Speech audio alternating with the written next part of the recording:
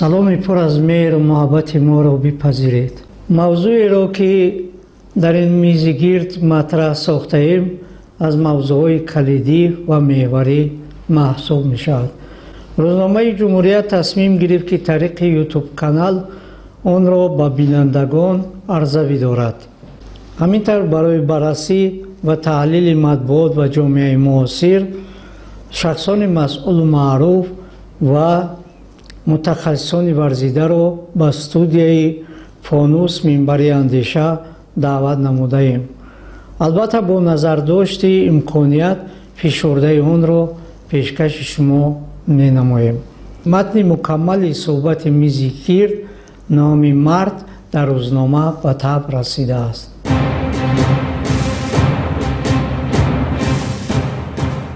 пеш аз ҳама аз ҳузури Авҷабор Раҳмонзода, ёрдамчии президенти ҷумҳурии Тоҷикистон, оид ба масъалаҳои рушди иҷтимоӣ ва робита бо ҷомеа, Хуршед Зиёӣ, директори Маркази тадқиқоти стратегии назди президенти ҷумҳурии Тоҷикистон, Зинатулло Исмоилзода, раиси иттифоқи журналистони Тоҷикистон ва Мурод Муродӣ, профессори Донишгоҳи Миллии Тоҷикистон, дар ин мизи гирд ки дар арафаи рӯзи матбуоти тоҷик бо остонаи ҷашни 30-солагии истиқлолияти давлатӣ баргузор мегардад дар мавзӯи матбуот ва ҷомеаи муосир, хеле хушнудем ва миннатпазирем ки даъвати моро бисёр хуш пазируфтем. дар тамоми манотиқи ҷаҳон нақши матбуот барои рушди иҷтимоиёт ва ҷомеа бисёр бузург аст ва ҳам муҳаққиқон ва ҳам абармардони сиёсати ҷаҳон бар ин назаранд, ки нақши матбуот ва хоса ва дигар воситаҳои ахбори умма дар таҳаввулоти рушди иҷтимоӣ ва ҷомеа бисёр бузург аст. ва аз ин хотир таври президенти ҷумҳурии Тоҷикистон таъкид доштанд, ки мо бояд дар мавриде ки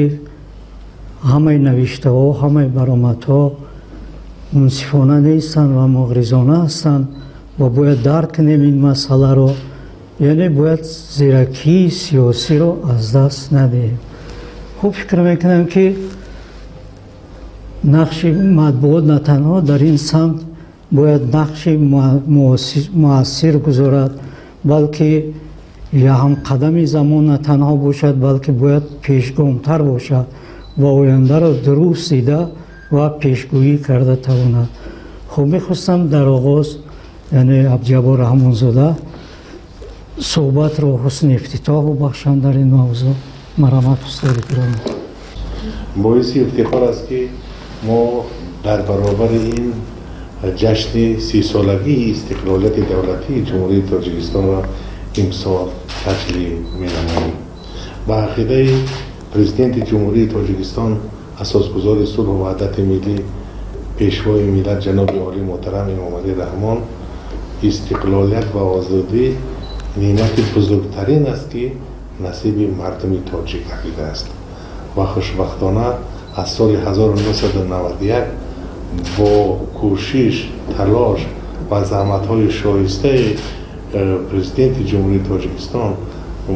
мо тавонистем, ки то имрӯз ба як муваффақиятҳои назаррас ноил гардем ва он истиқлолияти озодие ки насиби мо гардид, онро шарафмандона ҳифз намоем ва барои дифоъ аз истиқлолу озодӣ, барои таъсиси давлатдории миллӣ, давлати миллӣ, барои бунёди ҷомеаи ҳуқуқ, бунёду демократӣ тамоми қувваву нерӯи худро сарф намоем ва имкон пайдо кардем, ки Тоҷикистонро ба оламиён маърифӣ намоем. дар паёми навбатиашон президенти ҷумҳурии Тоҷикистон оид ба бисёр масъалаҳои муҳими иқтисодию иҷтимоӣ, сиёсиву фарҳангӣ давра ба давра изҳори назар намуданд ва муҳимтарин дастовардҳои Тоҷикистони азизро таъкид намуданд. ҳамчунин ба зиёиёни кишвар, намояндагони воситаҳои ахбори омма муроҷиат намуданд дар охири баромадашон, ки آن ارزش‌های فرهنگی که مردم تاجیک به دست آورده است، اون ارزش‌هایی که احیا گردیدند و ارزش بسیار بلند دارند، آن را همه طرفه نمایندگان واسطه اخبار ما و علیه جامعه ترغیب نمایند. و خوشبختانه امروز در جمهوری تاجیکستان روزنامه و مجله های خیلی زیادی پیدا شدند و همچنین شبکه های اجتماعی فعال گردیدند که در همه آنها دستاورد، موفقیت، پیشرفت، کمبودی، نارسایی هایی که در محیط تاجیکستان است همه طرفه تحلیل میشوند و آنها ارزیابی میگردند. و خوشبختانه در بین روزنامه های جمهوریوی مقام و موقع روزنامه جمهوریت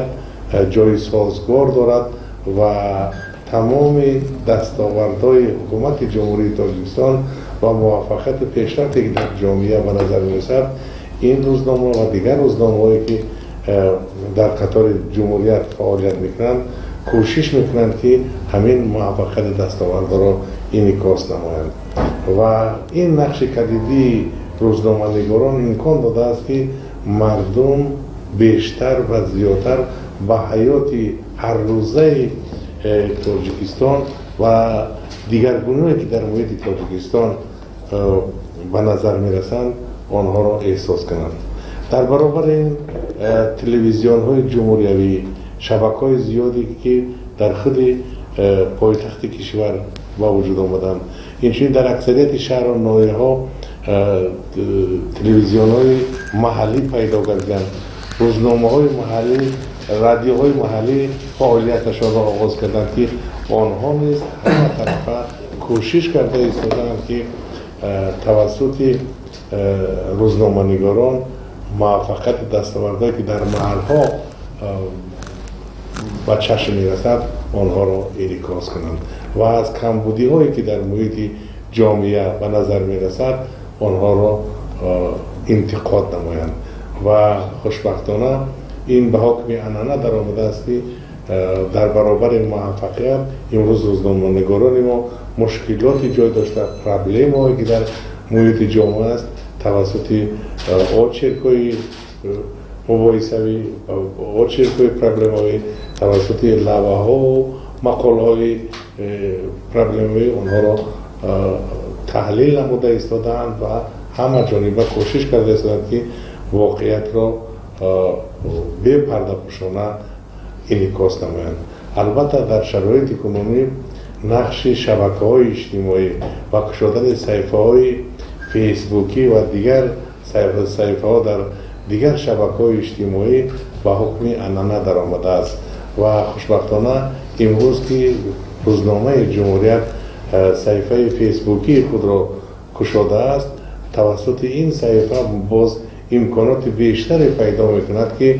هر روزه واقعه و رویدادهایی که در تاجیکستان عزیز از حکومت جمهوری تاجیکستان، از صحبت و واقعیایی که در حضور پرزیدنت جمهوری تاجیکستان جناب عالی محترم امام علی رحمان دایر میگردند، هر کدام آن را به طور وسیع واقع‌بینانه انعکاس نمایند. خوشبختانه در طی چند سال اخیر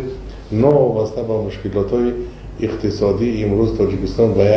مخصوصا پایتخت یا شهر دوشنبه و یک مکان برگزاری چاره‌بینی‌های سطح بلند سیاسی و اقتصادی دایر گردیده است و در اینجا بسیاری چاره‌بینی‌ها در سطح بلند برگزار می‌کنند و همین امکان می‌دهد که ما توسط روزنامه‌نگاران توانیم که همین موفقیت و همین دستاورد را انعکاس نماییم. زمان تحولات است و پیشرفت کیهانی است و یعنی در زمانی که تکنیک و تکنولوژی به صورت کیهانی پیش می رود، البته واسطه اخبار عامه باید اصول و طرز کاربریش را باز بهتر نماید و امروز امکانیت زیادی با وجود آمده است که طریق شبکه‌های اینترنتی و دیگر نشریه ها به هر خاندان راه می یابد و بدبختانه نه همه اینها منصفانه هستند، بلکه بیشترشون مغرضانه هستند و امروز نفرانی هم با این ساحه رو میارند و خود را همچون ژورنالیست روزنامه‌نگار معرفی میکنند که از این کوچه در این کوچه بوری گام نزدن نرفتن، ولی میتوانند که تفکر جامعه رو به معنی منفیش دیگر بسازند و وظیفه ما است که باید به این تنقیدها، باید به این اندیشه های نادرست جوابی سری وقتی و درست بدیم تا که مردم رو رهگم زده نکنند. و من بسیار میخواستم که الحال صحبت رو با استاد خورشید زیایی که در این سمت فعالیت دارند بدیم. مرحمت. در حقیقت جهان معاصر جهان اطلاعاتی است و هر کس که اطلاع رو در دست دارد همون با این جهان، با این جامعه راهبری میکند. بنابراین ما باید که امروز با اطلاعات بیشتر توجه داشته باشیم. بنابراین مخصوصا از رسانه‌های خبری هم الکترونی و هم عنعنوی طلب کرده می شود که با اون جنگ‌های اطلاعاتی که در زمان معاصر می‌برند باید که شناسایی داشته باشند با کدام راه‌ها اینها راه اندازی کرده میشن، از جمله در منبع‌هایی که دسترس هستند برای جنگ‌های اطلاعاتی چنین بیان می‌گردد که چنین واسطه‌ها را آنها مهم می‌شمارند. یکم این کار هر گونه اطلاع مثبت خودداری از رسانیدن اطلاعاتی که برای مردم مفید است. دوم، تمرکز دادن توجه شهروندان به حادثه‌های کم اهمیت. سوم، هرچی بیشتر دادن اطلاعات منفی، زیرا که خواهیم نخواهیم آدمان نسبت به اطلاع مثبت حتما به اطلاع منفی بیشتر توجه دارند.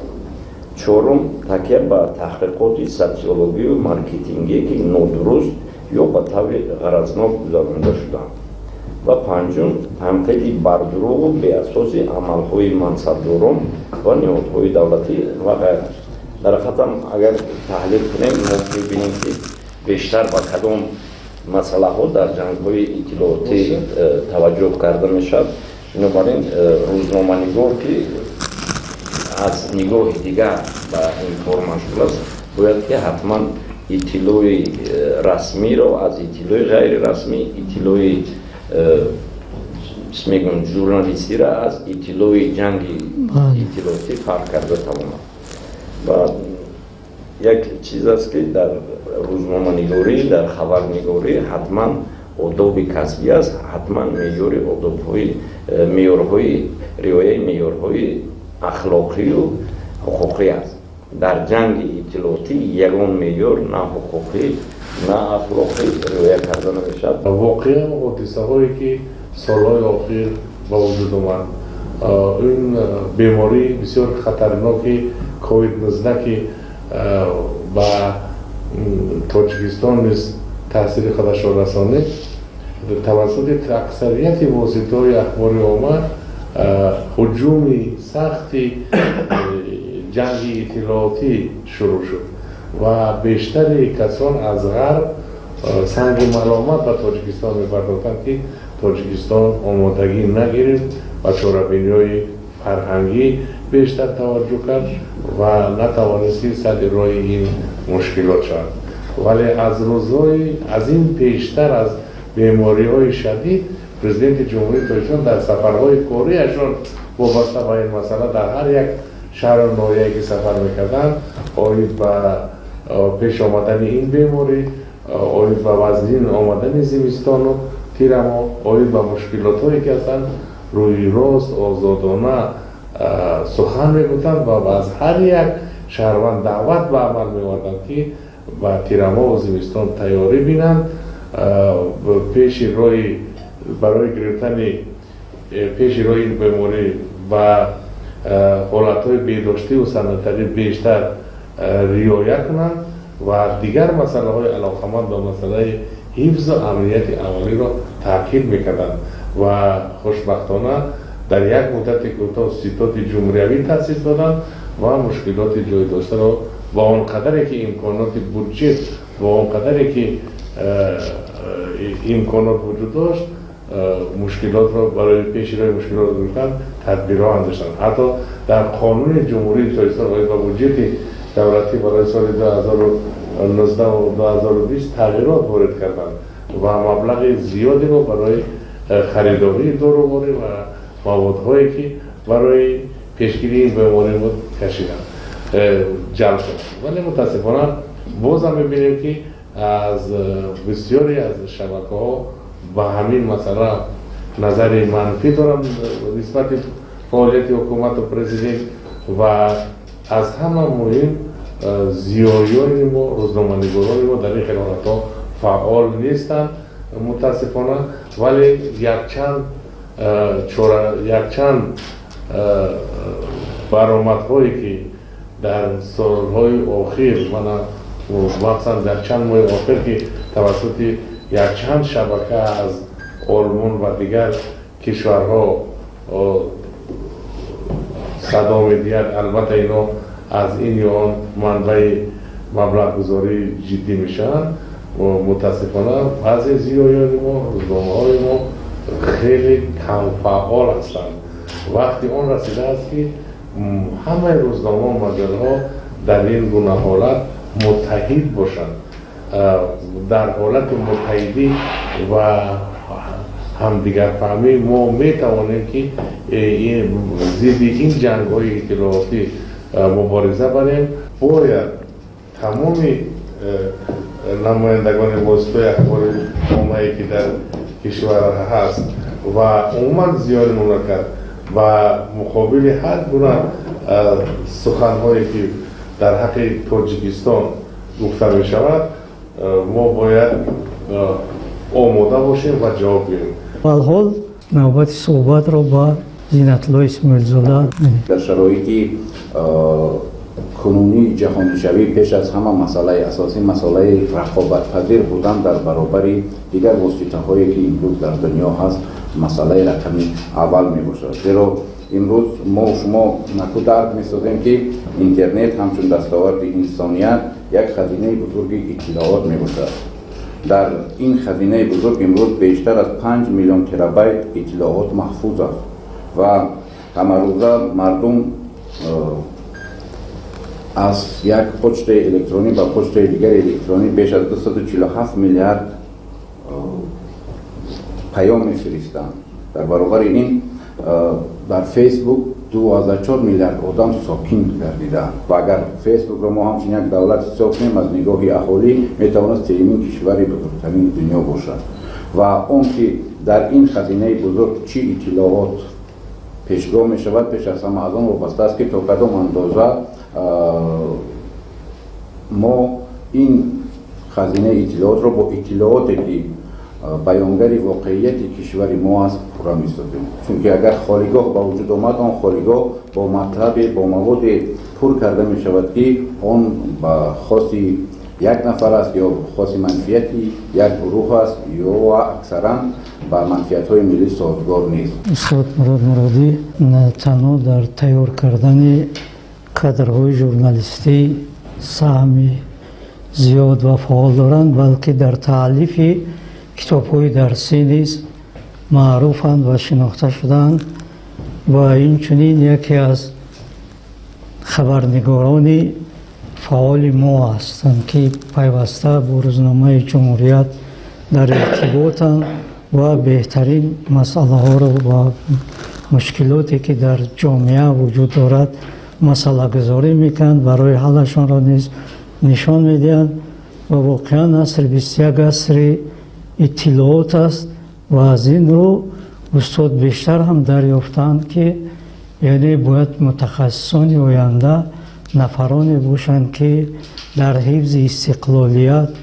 وحدت ملی و دیگر ارزش‌های ملی و فرهنگی یعنی باید بیشتر مسئولیت احساس کنند و در سطح بلند کسبیت فعالیت نمایند. و میخواستم در همین خصوص استاد و دیگر مشکلاتی که در ساحه موجود هستند یعنی صحبت. تشکر. در زمان امروزی که با شرایط با رشد تکنیک و تکنولوژی و دامن گستردن اینترنت کار فعالیت در جنبه روزنامه‌نگاری نیز وسعت پیدا کرده است، همچنین آماده نمودن روزنامه‌نگار آماده نیست به مشکلات زیادی دچار شده است. اینجا از یک طرف متخصصان و آموزگاران خیلی زمانه‌ای دارای جهانبینی وسیع دارای ملکه خوبی کسبی تجربی بای روزنامه‌نگاری و همچنین برخورد از عامل‌های اینوواسیونی زمانوی لازم است که تا توانند محصلین آینده را در این روحیه تربیت کنند. از طرف دیگر اینجا مسئله مفکوره به وجود میاد. واقعا ما در روند نمودن کسب روزنامه‌نگاری بیشتر به جنبه‌های تکنیکی تکنولوژی اعتبار میدیم. اما جنبه دیگری که در زمان امروز خیلی مهم شده است این تجدید وسعت نظر، یعنی جنبه مفکوروی. این به این چیز امروز ما باید اعتبار و اهمیت زیادتر دهیم. خب برای در همین روحیه تربیت نمودن جوانان از جمله روزنامه‌نگاران آینده در محیط فرهنگی و سیاسی کشور ما خیلی امکانات و شرایط زیادی فراهم آمده است. واقعا در از نگاه هم کسبی، از نگاه هم هنری و هم از نگاه مفکوروی باید جوابگو به طلبات زمان امروزه باشند. از هر جا مساعدت میکنند. تنها ما را لازم است که همین کارها رو تشکیل کرده توانیم و با استفاده از همین امکاناتی که امروز در کشور ما به وجود آمده است همکاری دانشجویان رو با همین چیزها بیشتر کنیم و همچنین همکاری دانشجویان باید با واسطه اخبار عمومی زیادتر شود و از طرف دیگر با نیروی کارشناسان رو در روند تعلیم باید استفاده کنیم، خصوصا در بخش جنبه‌های امنیتی اطلاعاتی، جنبه‌های سیاسی، جنبه‌های ماجراشناسی و چیز دیگر، چون که این چیزها از آن سمت‌های شدن که امروز در روند آماده نمودن روزنامه‌نگاران از تخصص‌های مهمتری شدن و واقعا اینجا اشاره هم درست شد. ما تنها در همکاری همدیگری در متحد آمدن در همدیگر رو دستگیر کردن واقعا ما میتونیم هم در آماده نمودن روزنامه‌نگاران در این شرایط مساعد خوب به وجود بیاریم، هم در بهتر شدن صفت انعکاسی به مسائل اجتماعی در واسطه اخبار عمومی و هم یک در بررسی نمودن مسائل مبرم جهانی و هم در مبارزه‌های سیاسی اطلاعاتی که امروز در جامعه جهانی به وجود آمده است. در این جاها ما با موفقیت یا با کامیابی نائل گردیم و در زمین همین چیز ارزش‌های ملی موفقیت و کامیابی کشور را حفظ و دفاع کرده توانیم. تشکر برای صحبت بسیار جالب. واقعا در پیش‌روی معلم مطبوعات و دیگر وسیله‌های اخبار عامه امروز موادهای غرضناک زیاد هستند و وظیفه ما است. البته ما هم خاموش نیستیم، در برابر این همه این را پاسخ میگوییم و میدونیم که